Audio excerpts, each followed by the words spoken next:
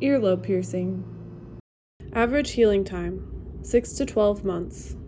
Keep your jewelry in for the entire healing time. Do not remove it to clean or change it. If you would like to change out your jewelry while your piercing is healing, we can change it for you. Jewelry worn in a healing piercings needs to meet very specific requirements, so we cannot change it to outside jewelry while your piercing is healing. We will also want to wait until it is completely healed before changing it to a hoop. There is also a difference between a freshly healed piercing and a well-healed piercing. Wait at least an additional 6 months after your earlobe piercing is healed before wearing heavy earrings, changing them regularly, or leaving them out for periods of time. When we first pierce you, your jewelry will be extra long to allow room for swelling. If there wasn't room for swelling, it could overswell and pull one end of the jewelry inside of the piercing channel, which we certainly don't want to have happen. With the extra long jewelry, it will be annoying at first, but once it swells, it will fit much nicer. Once the piercing de-swells, the jewelry will be long and annoying again. When this happens, we strongly recommend scheduling a jewelry downsize appointment so that we can switch the jewelry out to a shorter post. We only switch out the bar that goes through the piercing channel when doing this, and we put whatever ends you originally purchased back onto the shorter bar. This will help the piercing heal better and will look much nicer. If you leave the long bars in after a piercing is no longer swollen, they can get snagged, bumped, and move around a lot, which can lead to complications healing. Earlobe piercings are typically ready to be downsized to a shorter post around 1 to 3 months after being pierced. To clean your piercing, we recommend cleaning it with sterile wound wash saline and clean water. Ingredients in the sterile wound wash saline spray should only include sodium chloride and water. Let the shower water hit your piercing on each side for a solid minute at the end of every shower. This is the best way to remove crusties and buildup around a healing piercing. With the sterile wound wash saline spray, spray each side of your piercing once to twice a day. We recommend using the sterile wound wash saline for the first few months, and once the piercing calms down, you can switch to using just water. You can still use the sterile wound wash saline spray on days where you skip showering or if your piercing starts to flare up.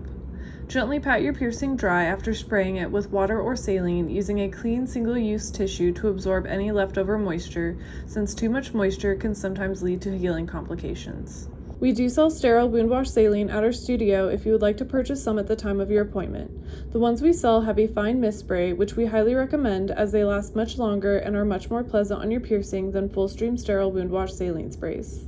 We do not recommend cleaning your piercings with Q-tips. Q-tips tend to knock a healing piercing around too much and leave fuzzies on the piercing that can get stuck in the piercing channel, both of which can cause healing complications. Do not use any other products on your healing piercing. This includes alcohol, hydrogen peroxide, Bactine, Neosporin, soap, homemade salt and water solutions, tea tree oil, etc.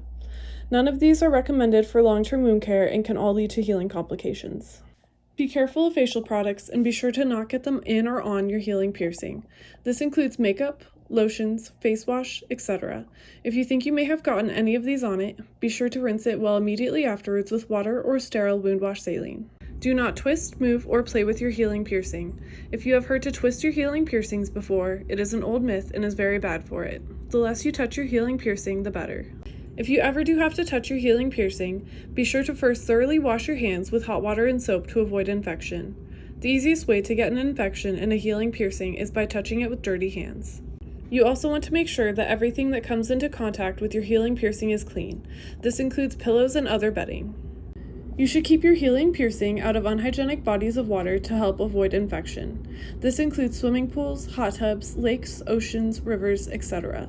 The more healed your piercing is, the less likely it is to get infected, but if it is still healing, there will still be some risk of infection if exposed to bacteria. Some water also carries more risk of infection than others. Natural bodies of water such as lakes, oceans, and rivers carry the most risk, since this is where a lot of the really scary bacteria tend to live. We would recommend being extra cautious around them with a healing piercing. Swimming pools and hot tubs have chemicals in them that help kill some of the bacteria, making them less risky. These chemicals don't kill all of the bacteria though, so there is still some risk, and the chemicals themselves can also irritate a healing piercing. When you first get pierced, your piercing will look pretty imperfect since it hasn't had a chance to get mad yet. Over the first few weeks, it will start to look more and more like a healing piercing.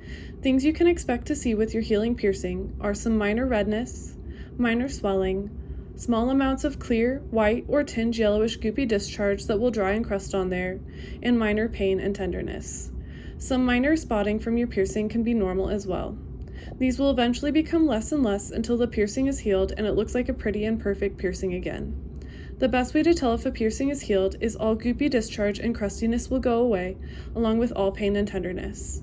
If your piercing is still forming crusties on it or flares up from time to time, it is still healing. What would not be normal is if your piercing is extremely red, extremely swollen, such as to the point that the jewelry is putting pressure on the skin, large amounts of goopy discharge, especially if it is a dark yellow, greenish, or chunky, or extreme pain and tenderness that does not subside after a few hours. These can be symptoms of an infection. If you suspect an infection at any point, you should speak to a licensed medical professional as soon as possible. You should also reach out to us since your piercing may require an extra long bar to compensate for the excessive swelling. If you ever aren't sure if something is normal or not, please reach out to us. While we are not medical professionals, we deal with piercings on a daily basis and are always happy to help out and let you know if something looks okay or not. We are also able to help troubleshoot minor piercing complications. Most piercing complications that may occur tend to not be too serious. The most common piercing complication that we see on earlobe piercings are people forming a cyst-like bump on the back of their ear between their earlobe piercing and the side of their head. This mostly forms from too much moisture. It is easy for moisture to get trapped behind the ear there, which can lead to bacteria overgrowth, resulting in this cyst-like bump to form. This mostly happens to first lobe piercings. The best way to avoid this from happening is to keep the piercing dry at all times.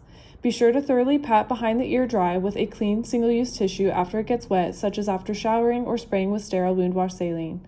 If you have long hair, you should also blow dry it or pull it up in a way so that the wet hair isn't resting behind the ear. Do not go to bed with wet hair, even if the hair is pulled up. You should do this for the entire healing period. We see these bumps forming mostly around the 3 to 4 month healing mark. This is for a few reasons. Around this time, the piercing starts to seem more healed, so people get more relaxed about caring for their piercing and keeping it dry.